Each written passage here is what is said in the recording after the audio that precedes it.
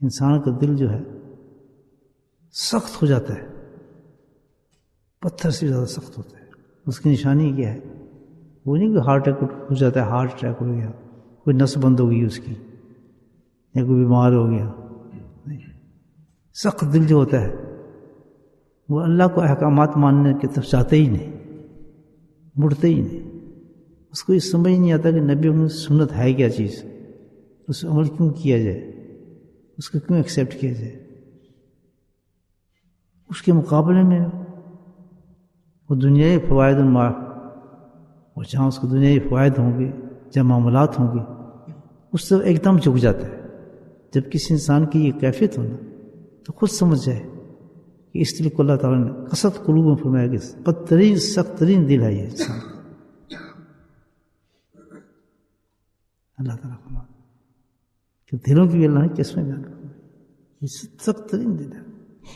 حالانکہ اللہ فرماتے ہیں کہ یہی زمین، یہی قلب، یہ پتھر بعض دفعہ ایسے بھی ہوتا ہے، یہی پتھر ہے لیکن اس میں اتنی نرمی ہوتی ہے کہ اسی پتھر سے اللہ تعالیٰ چشمے پیدا فرما دیتا ہے.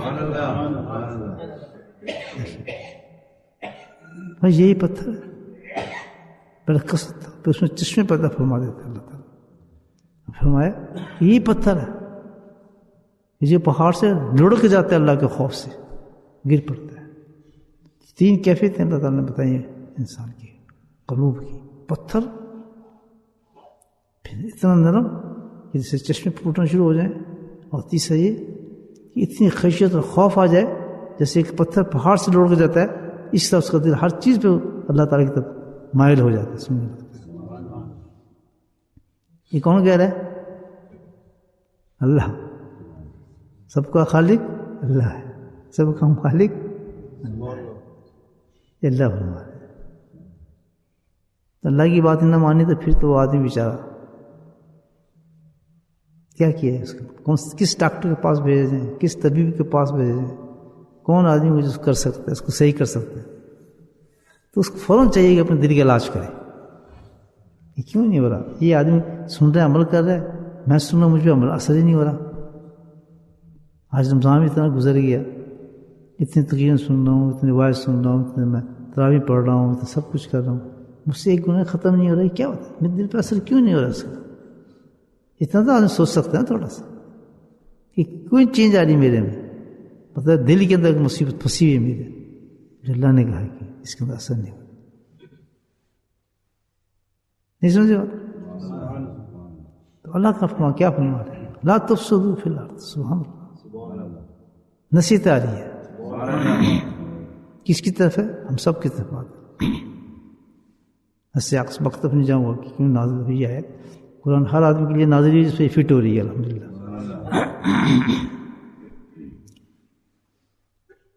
لا تفسدوا فی الارض مطلب گناہ مت کرو. آپ کو گناہ کا نام ہی نہیں ہے. جی ہاں، یہ انداز قرآن اللہ تعالیٰ کا. اکثر ایک چیز سے منع کرنا ہوتا ہے، لیکن اس برائی کا نام لیے بغیر اس برائی سے جو تاثرات پیدا ہوتے ہیں اس کا نام لے لیا اللہ پاک نے. سمجھ آ رہی ہے بات؟ جس کی وجہ سے فساد پیدا ہوتا ہے اس کی طرف اشارہ کیا کرو، گناہ نہ کرو. کیوں کہ ہر فساد جو پیدا ہوتا ہے وہ گناہ سے پیدا ہوگا. نہیں سمجھ رہی ہے؟ جب بھی کوئی فساد پیدا ہوگا وہ کس سے ہوگا؟ گناہ سے پیدا ہوگا. اللہ وہ کہہ رہا ہے گناہ نہ کر. جب بھی تو گناہ کرے گا، وہ ایک گناہ جو کبھی رحمت لے کر نہیں آتا، کوئی خوشخبری لے کر نہیں آتا، وہ تیری ترقیاں لے کر نہیں آتا، یہ رب فرما رہے ہیں، بلکہ کیا کرتا ہے؟ وہ فساد، مصیبت، پریشانیاں، دائمی عذاب، دائمی چیزیں. اور یہ تعداد نہیں کہ بہت بڑا گناہ نہیں، ہر گناہ کی یہ کیفیت ہوتی ہے کہ گناہ سے بچو.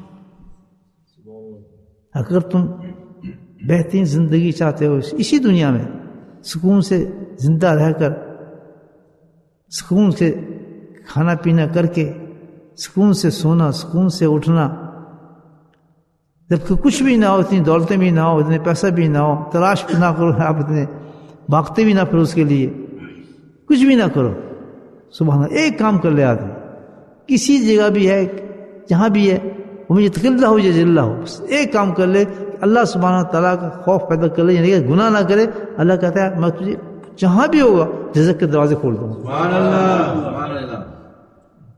کسی اللہ والے کی بےزتی کر دی، دھتکار دیا، بے ادبی کر دی، وہ تو بھول گیا، اب کیا ہوگا؟ سبحان اللہ، ایسی جگہ میں اس کے ساتھ تعالیٰ کرے گا، بڑا بھی ہو جائے گا، جوان بھی ہو جائے گا، اسی کی اولاد کھڑے ہو کے اس کی گریبان پکڑ لے گی، وہ کہے گا کیا میں تو کچھ نہیں کیا، میں تو اس کو پالا ہے، وہ یہ بھول گیا، لیکن کیا ہے، اللہ نہیں بھولتا کسی چیز کو، کہ اس نے فلاں شخص کی اس طرح سے بے ادبی کی تھی، آج اس کے رزلٹ یہ نکل رہا ہے، وہ آج اس کے ساتھ بے ادبی کی جا رہی ہے۔ کہ سب سے زیادہ تیرا جال کون سا کام کرتا ہے؟ اب کتنی بڑی بات ہے، کہتے اب نبی آپ پوچھتے ہیں میں آپ کا کیا چھپاؤں آپ سے، میں آپ کو بتا دیتا ہوں کہ انسان کی ضرورت ہے کیا؟ عبادت کرنے، اس لیے پیدا کی ہے، تو اس کے اگینسٹ میں نے ایک جال رکھا ہے، عبادت سے جو چیز روکتی ہے اس کو۔ اب یہ سننے والی بات ہے، ہم عبادت کرتے نہیں کرتے، نماز، روزہ، حج، اپنے معمولات، اپنے پتہ ہے وہ وظیفے کرتے ہیں نا، تو کون سی چیز چھوڑتی پکڑتی ہے اس کو، یہ دیکھ، اس نے بتایا اس کا جال ہے میرے پاس، میں اس سے قابو کرتا ہوں۔ وہ نبی تھے نا، اس نے کون سا؟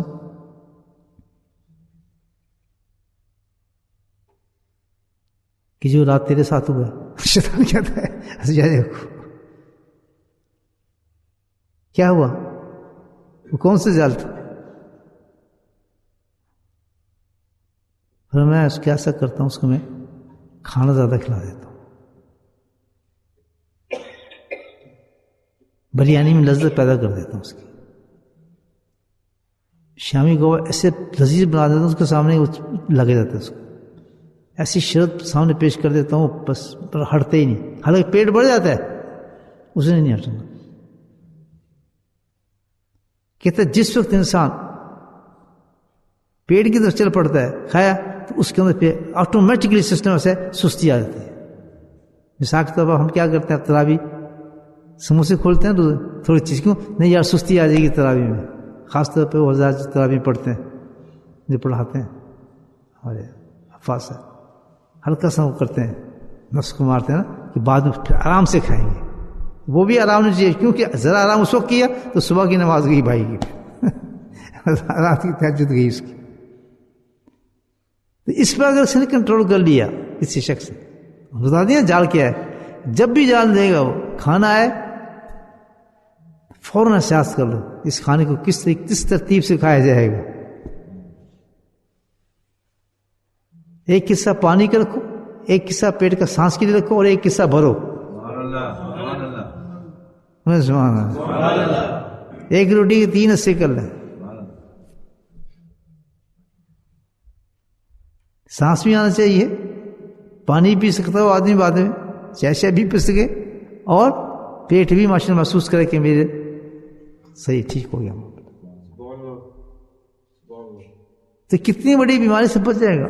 اس کو اپنے اعمال میں ہمیشہ یہ ہوتا ہے، آپ نے کہا سستی ہوگی جی، یا آپ کا دن ضائع ہوگا، آپ نے مس کر لیا دن کی جی، سستی ہوگی 12 بجے گی، یہ جو شیٹ دی ہے نا میں نے آپ کو، یہ ساری ریلائز کرا دیتی ہے انسان کو کس پوزیشن سے جا رہا ہے آدمی، یہ بات ہے میرے پاس، میں اس کا پورا سکین کر لیتا ہوں کہ کتنی بیماری میں مبتلا ہے، کس حالت کے اندر جا رہا ہے، اور جہنم کس کنارے پہ کھڑا ہے یہ شخص، اور جنت کے جانے کے لیے کتنی سخت ضرورت ہے کس چیز کی۔ یہ ویسی نہیں میں کیا سسٹم ہے، پاگل نہیں ہوں،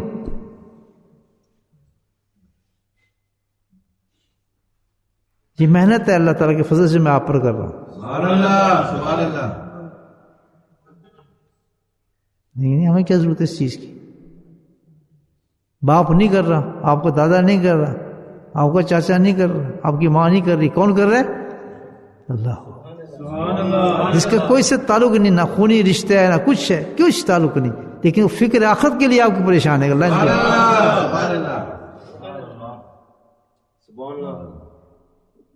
بڑا مجھے اس کو بڑی حیثیت آدمی کہتا نہیں آپ تو میری والد کی جگہ ہیں جی، آپ تو میرے والد ہیں جناب. دین بگڑنا شروع ہوتا ہے انسان کے گناہ کے ساتھ, دین ختم ہو جاتا ہے اس کا. عبداللہ بن حنظلہ رضی اللہ تعالیٰ ان کو ٹکر گیا تھا شیطان. ایک آدھ واقعہ سناتا ہوں نا میں آپ کو شیطان کی کہ گناہ کیسے کراتے ہیں. بڑے آدمی کے ساتھ وہ بڑے طریقے سے ڈیل کرتا ہے, پھر وہ اس کو پتہ ہے اس کے ساتھ کیسے کرنا چاہیے ڈیل. کہتا ہے مجھے آپ بہت پسند ہے. کون ہے تو مجھے میں بولی شیطان ہوں. یہاں کیا کرتا ہے پھر بس ملاقات کرنی تھی آپ سے, آپ اچھے لگتے ہیں, بعض چیزیں آپ کو مجھے بہت پسند ہے تو عبادت گزار تھا نا وہ بیچارہ کرتا بہت عبادت تھی نا, تو کبھی اس کو یاد آ جاتی ہوگی تصویر کا پڑھنا اور اللہ کو یاد کرنا اور اللہ کو سجدے کرنا, کوئی مستی آ جاتی ہے پھر اس کو اچھا لگنا آدمی لگتا ہے یار دیکھو میں کتنا نالائق تھا, میں نے غلطی کری, یہ آدمی کتنا اچھا کام کر رہا ہے. عبداللہ حضرت کہتا ہے جی بس بات پسند آ گئی آپ کی کچھ حضرت, تو میں نے سوچا ملاقات کر لوں آپ سے. کون کہہ رہا ہے یہ کوئی شیخ الحدیث نہیں تھا, کون تھا وہ شیطان تھا. اسے کہہ رہے عبداللہ حضرت سے کہ حضرت میں آ گیا ہوں آپ کی زیارت کی, دیکھ بکواس بند کر چھٹی کر. کہتے کوئی کام ہے آپ کو؟ کہتے ہیں مجھے اس کام ہے, خدا کے واسطے بھاگ جائیں یہاں سے. کہتے میری بات تو سن لو, ہوں برا آدمی, کبھی اچھی بات بھی نکل جاتی ہے منہ سے. میں نے پتا اچھا کیا بات اچھی سنا مجھے, ایک بات سنا. کہتے جی پتہ ہے میری ڈیوٹی, میں کس کام کی ڈیوٹی لے اللہ تعالیٰ سے, میں تو کام اس پہ لگا ہوں, میں تو بڑے ٹرکس ہیں میرے پاس, آپ نہیں پہچان سکتے. آپ کو ایک چیز بتاؤں کہ ایک کس چیز میں انسان کو بہت جلدی پھنساتا ہوں. بات تو شاید صحیح کر دے, کہاں پتا اچھا کیا ہے. پھر سوچا کہ میں دیکھ لوں گا, اپنی کتاب سے موازنہ کر لوں گا یہ بکواس کر رہا ہے کہ اس میں واقعی مناسبت رکھتی ہے وہ چیز یا نہیں رکھتی. وہ تو نبی تھے نا, وہ تو مطلب ثابت ہے نا. کہتا دیکھ ایک چیز کا خیال رکھنا ہمیشہ, اس وقت میں فساد پیدا کرتا ہوں, پکا فساد, اور دنیا میں 99% فساد اس پہ میں کر رہا ہوں. وہ کیا چیز ہے؟ کہتے جس وقت میں غصہ دلاؤں نا اس وقت تو اپنے دھیان رکھنا بس. سبحان اللہ کے نبی کی کتنی احادیث ہیں اس پر, پورا بخاری اٹھا کے دیکھنا, بخاری میں کتنی حدیث میں نہیں ہے آپ کو غصے پر. غصہ یہ شیطان جو ہے نا, جب یہ انجیکشن لگاتا ہے نا, طلاقیں یہاں سے ہوتی ہیں, جھگڑے یہاں سے ہوتے ہیں, بھاگتے لوگ یہاں سے ہیں, مال اسی سے کھاتے ہیں, غصے سے قتل کرتے ہیں, غصے سے سارے فیصلے جو ہوتے ہیں انسان کے غصے کے اندر ہوتے ہیں. جیسے طلاق دے دی کسی نے نا, اب طلاق کے بعد جب وہ انجیکشن غصے کا ختم ہونا شروع ہوتا ہے تو پھر اس کے تاثرات ختم ہوتے ہیں, پھر اس کو عقل آنا شروع ہو جاتی ہے, کیونکہ غصہ ایک ایسا انجیکشن ہے کہ معکوف کر دیتا ہے دماغ کو. انجیکشن لگاتا ہے نا, بیٹھا بیٹھا انجیکشن لگایا, دماغ کو معکوف کر دیا, اب اس کو سمجھ کچھ نہیں, اندھا ہوتا ہے غصے میں, تھوکنے کے لگتا ہے, منہ چہرہ لال چہرہ, وہ سمجھتے ہیں کہ اس میں کیا ہوگا, اس آدمی کو بدل کیوں گیا شخص. کسی غصے میں آپ دیکھیں تھوک نکل رہا اس کو. اور گناہ کو جنم کون دیتا ہے؟ میرے مفہوم سمجھ رہا, کون دیتا ہے؟ شیطان. وہ کریٹ کرتا ہے, وہ جال پھینکتا ہے جس سے انسان کو آگے لاتا ہے. تو دو چیزیں سمجھ آئی, شیطانی سمجھا رہا ہے, ایک غصہ, پھر اس کی حدیث لے لیں غصے کی کس طرح کنٹرول کیا جاتا ہے. پانی پی لیں, بیٹھ جائیں, نکل جائیں, وہاں سے نکل جائیں. پھر لائے گا آپ کو, کہتا نہیں میں بھاگ جائیں, دروازہ کھول کے گھر سے باہر جائیں, 15 منٹ آپ بیٹھ کے تازہ ہوا لیں, الحمدللہ بالکل ٹھنڈے ہو جائیں گے. آپ کی معافی مانگیں گے کیونکہ آپ نے سنت کو پکڑ لیا. واحد علاج ہماری انسانیت کے جو ہم جس میں ڈیفیٹ دے سکتے ہیں شیطان کو کیا ہے؟ سنت. ٹوائلٹ جاؤ تو یہ دعا پڑھو, سو تو یہ دعا پڑھو, کھانا کھاؤ تو یہ دعا پڑھو, کھانے اٹھنے کے بعد یہ دعا پڑھو, اس کے بعد پہلے ہاتھ دھو, اس کے بعد آپ باہر نکلو تو یہ دعا پڑھو, پہلا پاؤں ایسے رکھو, دوسرا پاؤں ایسے رکھو, جوتا پہنو تو ایسے کرو. یہ تو ایک دنیا ہے, یہ دین ہے. خلاف پیغمبر کی سیرا گزری کہ ہرگز خواہد بخواہد نصیب. سادی فرماتے ہیں کہ کیسے ہو سکتا ہے کہ تو خلاف شریعت زندگی گزارے, نبی پاک کے خلاف تیری زندگی ہو, اور تو کہ رمضان میں برکتیں آ رہی ہیں, روزے میں جی مجھے ثواب مل رہا ہے, 15 قرآن ختم پڑھ لیجیے مجھے بڑا اونچا درجہ ہو گیا, اور تیری زندگی خلاف سنت ہے. نہ تیرا لباس ہے, نہ تیری شکل ہے, نہ تیری صورت ہے, نہ تجھے اس کا احساس ہے کہ میں نے آج کتنی جو باتیں کی ہیں وہ خلاف سنت کی ہیں. نہ میں جوتا ویسے پہنا ہے، نہ میں اندر ویسے آیا ہوں، نہ میں مسجد ویسے. ایک ایک طریقہ جو اللہ تعالیٰ نے ہمیں نبی رول دی ہے، رول ماڈل ہے ہمارے لیے. سبحان اللہ. لقد کان فی رسول اللہ صلی اللہ علیہ وسلم. ایک ایک چیز کی آپ نے نقل کرنی ہے اس کی. سبحان اللہ. کچھ بخاری نے بتا دی، کچھ امام مالک نے بتا دی، کچھ مطالعہ نے بتا دی، کسی یہ ساری کتابیں پھیلا دی. کچھ ترمذی میں آ گئی، احمد میں آ گئی. سب کتابوں میں اللہ نے نبی سنتوں کو پھیلایا ہے. ایک ہی خوف ہے جو سب سے پیارا خوف ہے، اس کے بارے میں جب ذکر کرے تو یہ خوف ہونا چاہیے. تو کیا کہ ذکر میں اس لیے کر رہا ہوں کہ اللہ مجھ سے ناراض نہ ہو کسی بات سے. بولے سبحان اللہ. کہ اللہ نے دیکھتے یاد اس لیے کر رہا ہوں تو نہ مجھ سے ناراض ہو، ساری دنیا روٹ جائے مجھ سے، میرے مولا تو نہ ناراض ہو. اس کا ڈر ہو کہ میرا رب نہ ناراض ہو. جب یہ ہمیں خوف پیدا ہو میرا رب نہ ناراض ہو تو ہر وہ چیز توڑ دیں گے جس سے ہمارا رب ناراض ہوتا ہے، وہ اس کے نزدیک بھی نہیں جائیں گے. یہ سوچ کے ذکر کیا کرے. یہ کون بتا رہا ہے؟ مولانا صاحب نہیں، اللہ بتا رہا ہے. کہ بیٹھو ذکر میں ضرور بیٹھو، لیکن ذکر کا فائدہ اس طرح ہو. یہ اس لیے ذکر نہ کریں مجھے یہ فائدہ ہو، میں یہ بزرگ بن جاؤں، میں خلافت لے لوں، میں خانقاہیں چلاؤں، میں اللہ کا ذکر کروں، مسجدوں میں میرے پیچھے لگوں، میں پیر صاحب بن جاؤں، میں حضرت صاحب بن جاؤں، یہ ہو جائے فلاں ہو جائے. یہ انجیکشن کس کے ہیں؟ عمل کے ساتھ انجیکشن کون دیتا ہے؟ عالم بن جاؤں. وہ عالم بننے کے بعد کیا انجیکشن مارے گا؟ میں عالم بنوں، پھر میں تقریر کروں، پھر میں جمعہ پڑھاؤں، پھر لوگوں کو بتاؤں، پھر میں یہ نصیحت کروں، پھر میں فلاں کروں، پھر لوگ میرے پیچھے چلیں. انجیکشن کون دے رہا ہے؟ کیوں بنایا اللہ نے عالم کیوں بنایا؟ اس لیے کہ تیرے اندر خشیت پیدا ہو جائے. قرآن کہتا ہے انما، وہ کیا آیت ہے؟ انما کیا ہے؟ یخشی اللہ من اللہ تعالیٰ انما یخشی اللہ من عبادہ العلماء. کہ اگر آپ میں دیکھنا چاہتے ہیں جن کو اللہ کا خوف سب سے زیادہ ہے، کیونکہ نبیوں کے نائب ہوتے ہیں یہ مقام. اگر دیکھنا چاہتے ہیں کہ سب سے زیادہ خوف تلاش کرنا چاہتے ہیں خشیت، تو آپ کو ملے گا کس میں؟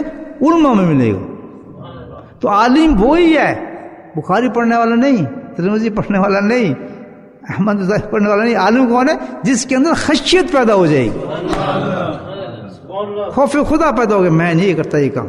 ہمارے یہاں کہتے کرو، کوئی فرق نہیں پڑتا، سود جائز ہے، فلاں چیز جائز ہے، فلاں فتویٰ جائز ہے.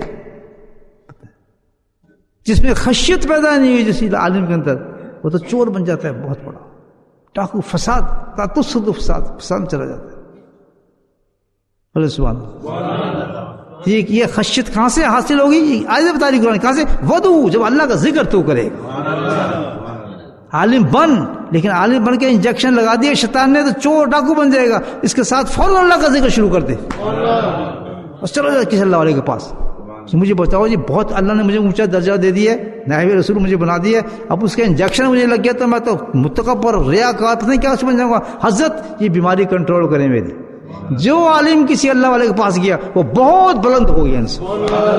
وہ کسی مقام پہ پہنچ جاؤ، اگر شیطان سے بچنا ودعو، ذکر کرو. پھر ذکر کا مقام ہوتا ہے کہ ذکر کی نیت صحیح کر لینا، ورنہ شیطان ذکر میں تمہیں کہہ دے گا تو اللہ والا بنے گا، تو فلاں بنے گا، تو لوگ یہ کریں گے، نہیں. ذکر نیت صحیح کرو. کیا خوف کہ ذکر اس لیے کر رہا ہوں کہ مجھے بس یہ ہے کہ اللہ کا خوف پیدا ہو جائے. ایسے ہی کرتے ہیں آپ بھی ذکر. دوسری چیز کیا بتائیں؟ طمع. طمع کس کو کہتے ہیں؟ لالچ. عالم بنا لالچ پیدا ہو گئی، حافظ بنا لالچ پیدا ہو گئی، صوفی صاحب بنے لالچ پیدا ہو گئی، پیر صاحب بنے لالچ پیدا ہو گئی، مریض صاحب بنے لالچ. انجیکشن دیتا بناتے ہیں نا اس ڈیزنیشن ختم کرنے کے لیے، تو اللہ نے توڑ دیا اس کو. پہلے چیز جب ذکر کرو تو خوف. خوف کس کا؟ کہ اللہ ناراض ہو جائے. اور لالچ کیا ہو، طمع کیا ہو، بڑی پہلی بات کروں گا غور سے سننا. ادھر کیا خوف کیا ہو کہ اللہ ناراض نہ ہو، اور طمع کیا ہو کہ اللہ مجھ سے راضی رہے.